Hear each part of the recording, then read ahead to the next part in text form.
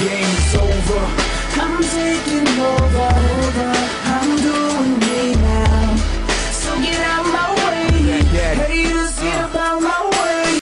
Get out my way. Haters, get about my way. Hey, what's going on, everybody? Welcome to another episode of Football Talk. And big news this week: the undefeated Packers are no more. They are taken down by the Kansas City Chiefs, actually giving me a little Christmas present early, keeping my Dolphins alone in Perfectville, having their own little privacy. So, with this episode, I decided to bring on my good friend, Farzin Vosoughian, once again. How you doing, Farzin? Hey, thanks for having me again, RJ. No problem. Thank you for coming on again. Absolutely. Yeah. Big week, obviously. Oh, yeah, it was. I was excited for you. Yeah, I mean, I really wasn't really expecting this, but I guess this is why I'm not a betting guy when it comes to sports. The Packers, a 13-0 team, lose on the same day, an 0-13 team, and the Colts win. So this is why I'm not a gambling guy. Oh yeah, real shocking. And going into it, just like you, I didn't think the Chiefs had a chance whatsoever. I was definitely betting the Packers all the way. But I'm not as old as I sound, so I'm not going to give my age out, but I've noticed a lot of 13-0 teams in my lifetime. So I decided to look up a little stat, and I noticed a key thing. It was the 34 Bears, the 98 Broncos, the 2009 Colts, and Saints all went 13-0 and then lost that next game, which kind of had me wondering, could the Packers fall into that same category? Because against the Chiefs, that was a perfect trap game. Nobody expects the Chiefs to do anything. They're not really considered a high-end team. You had Kyle Orton brand new in the starting lineup. It was a total trap game for the Packers, and you've seen the Chiefs play every week. I've seen them play a couple times this year. I've been impressed with them. I love the pass rush, and having Kyle Orton in there, I was really excited for that. I mean, he proved the Denver Broncos wrong, which really made me happy. I've always rooted for the guy. And, I'm a little bit of a Kyle Orton homer myself. I've always felt he was a top 15 quarterback. I mean, I could be going overboard. He's definitely at the lower end of that top 15. But, I feel the guy's great. He won at Purdue. He won in Chicago, Denver. And I have a feeling he's going to win in Kansas City. One of the things you have to keep in mind, obviously the Chiefs, they went through a big facelift. The quarterback, you mentioned one of them, and they also fired head coach Todd Haley Monday morning. It was just really frustrating to see what Todd Haley was doing with the quarterback situation. You lost Matt Castle for the season, which, to some people is not really a quote-unquote loss. And then they start Tyler Palko, a kid who's never really started a football game. I guess the highlight of his football career was that he chased, his name just escapes my mind right now. Joe Flacco, that's what I was thinking. He chased Joe Flacco out of the University of Pittsburgh, and he starts at quarterback for Pittsburgh before he comes to the NFL. But yeah, I don't know. Tyler Palko just seemed to give Haley some sort of reason to start him for 4 games, and Haley's gone, and it doesn't take Romeo Crennel long to realize Kyle Orton is a far better option to start at quarterback. I think Orton, a lot of people were calling for him way before, even though he was only with the team for a little bit of time. Kyle Orton went out there, and really, I think he had one of the more accurate performances I've seen in a Chiefs quarterback since Trent Green, really. 74% of his passes completed, and seeing how early he was driving this team, they should have gotten into the end zone sooner, but the Chiefs just managed to do what they can do. And the other thing you mentioned was the pass rush. That's really been the focal point of the Kansas City Chiefs. You've seen them in some games this year on primetime. That is why Kansas City has won their games this year, those 6 games, because of how great their pass rush is. Tamba Hali, one of the more dangerous pass rushers in the NFL, had 3 sacks against the Packers on Sunday, and he got 2 after the Packers lost their second offensive tackle, so they had to move an offensive guard to the right tackle spot, and then I believe they had to start a different offensive guard inside. And from right there, I mean, Tamba Hali and a rookie defensive end, they just went out there and they just got to Aaron Rodgers on the final drive for the Packers. So this Chiefs defense, and holding the Packers to a season low 14 points, you've got to give a lot of credit to Romeo Crennel's defense. Obviously, that's his specialty, and you see it pay off right there. Yeah, Crennel's a great defensive guy. I loved what he did in New England. I loved what he did at Cleveland. Cleveland, he didn't have so much talent, but now at Kansas City, I feel he has a lot more talent to work with. So I think he has a good future at Kansas City. If he does become the head coach, who knows? But we'll have to see from there. And going back to Kyle Orton, I follow you on Twitter. I've seen a lot of your tweets, and I've noticed that at first, when you Kansas City first claimed Kyle Orton, that some of your Kansas City fans, they didn't really like this move, which really baffled me and just completely utterly confused me. Because, like I said earlier, I feel he's a top 15 quarterback, and me personally, I think he's a huge upgrade over Castle alone. So with that, I got 2 questions for you. What was your initial reaction when Kansas City claimed Orton? And number 2, how impressed were you yesterday with Orton? As far as the whole reaction from the fans, I think a lot of people just don't like him because he was with the Denver Broncos. A lot of Chiefs fans don't want Josh McDaniels as a head coach or as an offensive coordinator, and that's solely because of the fact that he was with the Denver Broncos. And I have to keep reminding people, look, Marcus Allen was a longtime Oakland Raider. He came into Kansas City and had a lot of success. So, I throw that division crap out the door. As for your first question again was on Orton versus Castle. Is that what you asked? Your initial reaction when they claimed Orton. Oh, okay, sorry. As far as the pickup, I liked it.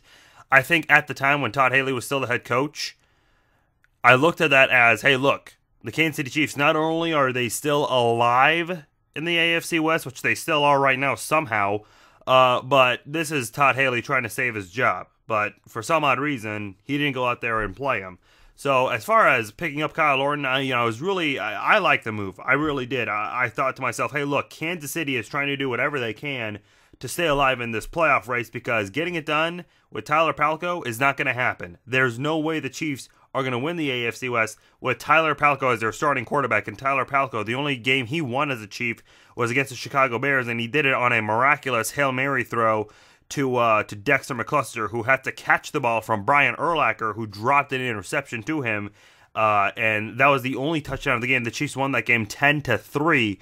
So, what if they don't do a Hail Mary pass right there? Do the Chiefs even win that game? They'd be eliminated mathematically right now from playoff contention. So, picking him up is pretty good. And your second one was on, which one was it again? We kind of touched on it earlier already. How impressed were you with Orton yesterday? His accuracy, I mentioned 74%.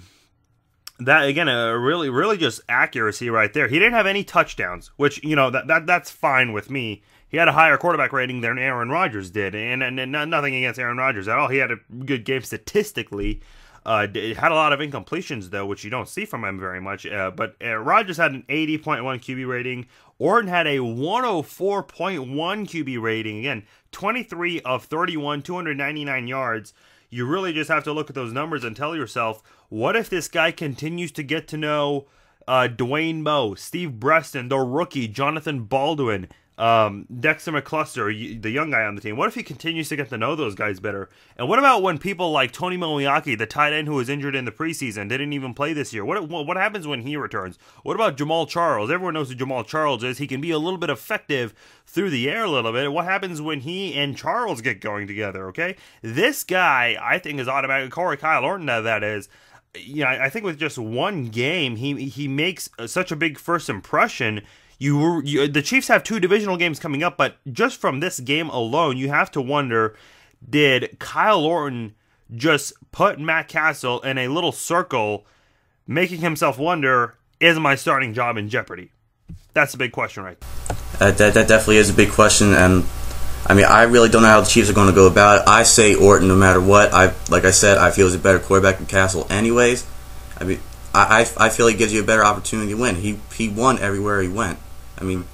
Before the little collapse in Denver, he had a huge winning record. So I'm really impressed with the guy. I hope he stays with Kansas City. I hope he becomes a starter, because I think there's a lot of good things to come with Orton. And with the game yesterday, staying on the offensive side of the ball, Kansas City dominated in the time of possession, having 36 minutes, which is I feel is the best way to go about it, especially when you're facing the best team in the NFL, a team like the Packers who are more finesse, and keep them off the field, prevent any explosive offensive production at all.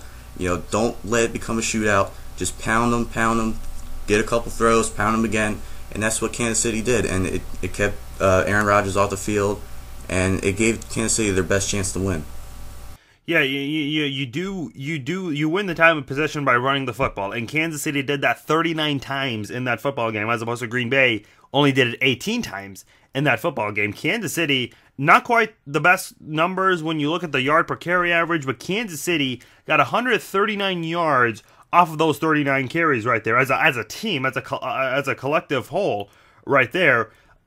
That really helped Kansas City's chances in this football game. As you said, 36 minutes versus Green Bay's almost a 24-minute time of possession right there for Green Bay. That really was the difference maker in this football game right there. And Kyle Orton completing his passes, that's another thing. Keeping the ball in bounds and just having a high completion percentage, 23 completions on the day. That's why Kansas City won this football game. Kyle Orton's accuracy and the Chiefs' ability to go out there and continue to run the ball and just pound it in on a really good Green Bay Packers defense. I know the Packers are ranked 30th in the NFL, but you have to be careful. Just because they're ranked almost last doesn't mean they're the worst defense. They still did a great job stopping the Chiefs in the red zone. That was a frustrating thing about the Chiefs on Sunday. But the Chiefs, they exploited Green Bay's weakness, and that is on defense. If you find a way to move the ball on this football team, you're going to get closer. You're going to find a way to score, whether it's getting a touchdown or, for Kansas City's case, with the exception of one score, it was 4 field goals, and that's 12 points right there. So Kansas City managed to go out there and just find a way to get through this Packers defense. And, for NFC teams that are getting ready to play the Packers, this is a game that they want to watch on film. How did the Kansas City Chiefs exploit their weaknesses? They found a way to work through that Green Bay Packers defense, and for any NFC team that wants to beat this Packers team, that offense has to be in great shape and just bring their A game and find a way to move the ball against this Packers defense. If a team can do that in the NFC playoffs, and I think San Francisco's got a good shot at it, I think New Orleans, who played the Green Bay in a really great Week 1 matchup, you find a way to do that, and I think those two teams have a good shot at it. You might see Green Bay go down. A lot of people, their Super Bowl picks will just go out the window. Oh yeah, that's definitely true, and I agree with you 100%. Find the keys to that defense, find a way to exploit it. That's definitely going to shut them down. And another huge thing, like Kansas City did defensively yesterday, Rodgers, like you said, Tamba Ali, 3 sacks by himself, 4 sacks on the day altogether as the Chiefs defensively. Other than that, they had multiple hits on the quarterback throughout the game. They played a lot of man press coverage, playing physical, those finesse receivers, knocking off the timing between Rodgers and his receivers, and that's going to be huge. You take off the timing, you put more pressure on Rodgers, you're able to get the hits, get the sacks, and Kansas City did a great job of that in that game yesterday. Yeah, that's another key thing. As I alluded to earlier, that defense has been kind of the focal point this year.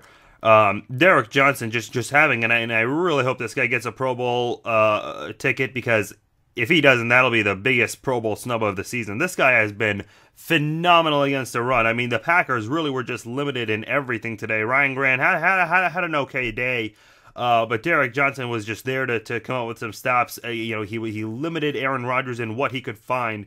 And I don't know if Greg Jennings was that big of a loss. I really didn't think the absence of Greg Jennings was going to play a big factor in this game, but apparently it did. I think the other thing too is you have to look at the Packers. Jordy Nelson had a really rough day. He had 2 offensive pass interference calls in the first quarter, and I don't think Aaron Rodgers threw to him one more time in the rest of that game. He looked to guys such as James Jones, Ryan Grant through the air, Randall Cobb, Jermichael Finley, who had a really rough day. He had 3 receptions for 83 yards, but the guy dropped several passes in this game. You have to look at that too. But yes, this defense, they went out there and they really put Aaron Rodgers under pressure. And Rodgers, it seemed like for him, it really took a long time for him to try and find a quarterback, find a receiver. it was a really rough day for Aaron Rodgers. And again, I mentioned with the Chiefs and what they did to the Packers defense. If anyone wants to stop the Packers offense, this is another way to look at it. Another thing to do is look at the game film and see what it is that the Chiefs did. Hey, they've got one of the greatest pass rushers in the NFL. If there's an NFC team that feels like one of their pass rushers can do something, go out there and put Rodgers under pressure. And again, like I said, you might limit their offense. The Chiefs held them to a season-low 14 points, and that's another way that you could beat the Packers. I think the thing about this game is the Chiefs proved the Packers are far from invincible. Not to say the Packers are bad. They're still a great football team, but they can be beaten, and Kansas City showed that right there. Oh, yeah, that's for sure. And I think that's going to do it for me on the game. Is there anything else you want to say about the game yesterday? No, that was it. A big win for the Chiefs. Obviously, Green Bay can still clinch home field advantage, but Kansas City somehow still alive in the playoff race. It's really going to take them a lot, and it's going to be a really interesting end. I really do think in Week 17, it's going to come down to the Chiefs versus the Broncos. The winner of that game might be playing for the division, and that's going to be the Kyle Orton versus Tim Tebow right there. So, and honestly, if that does, if those two teams do decide for the division, that better be a Sunday Night Football game because everyone wants to see Kyle Orton go back to Denver. I do for sure. It's gonna be great. It might be a little bit early, but what could you give us a prediction on that game? Chiefs versus Broncos. Oh, geez. Well, first off, Kansas City needs to beat the Raiders on Christmas Eve at home for their last home game, and then the Broncos need to beat need to fall to the Bills in Buffalo. So those two things have to happen right there. I'm pretty sure the Chiefs can beat the Raiders. I'm a little nervous about that Bills game because the Bills just really have been up and down. They're really kind of like the Chiefs, actually. You really don't know what to expect from the Bills nowadays. They're really inconsistent like the Chiefs. But if the Bills somehow pull away with a win at home, I think you see something right there, and Tim Tebow, he only completed 2 passes against the Chiefs. So if Tim Tebow struggles again against the Chiefs, if the Chiefs can find a way to stop it the second time, which, the Broncos ran the option, and I saw your video on that was just embarrassing by the Chiefs right there. But if the Chiefs can solve it the second time around, Kansas City might win. And here's a quick fun fact. Kansas City is 6-0 all-time when they face the Broncos in the season finale. Keep that in mind. 6-0 all-time in the season finale against the Broncos. So a fun fact right there. That is pretty interesting. I'm really rooting for the Chiefs. I'm nothing against Tebow, but I just don't feel the guy's ready to lead a team throughout the playoffs and actually do something. I mean, he's going to win you games short term. There's no doubt he's proven that. But then again, when he faces the tough teams such as Detroit Lions with that dominant pass rush, and yesterday with the Patriots, the Broncos fall short. Yeah, and I really like Tebow. I really do. I think he'll succeed. I think there are a lot of mechanics he needs to work on, but he's getting there. 6 weeks ago, I think he did stuff that none of us ever expected. So I think he's getting there. He's making those baby steps. Only time will tell, I guess. So that'll do it for me. And Farzin, thank you once again. Awesome. Thanks for having me, RJ. Have a good holiday. Oh, you too. And for everybody listening, make sure to check out Farzin on thebleacherreport.com. He's a featured columnist for the Kansas City Chiefs. He also hosts his own show on thesportstuff.com called The Chief Zone. And don't forget to follow him on Twitter at Farzin21. The link will be in the description below. So on that note, thanks for watching, guys, and keep on tuning in.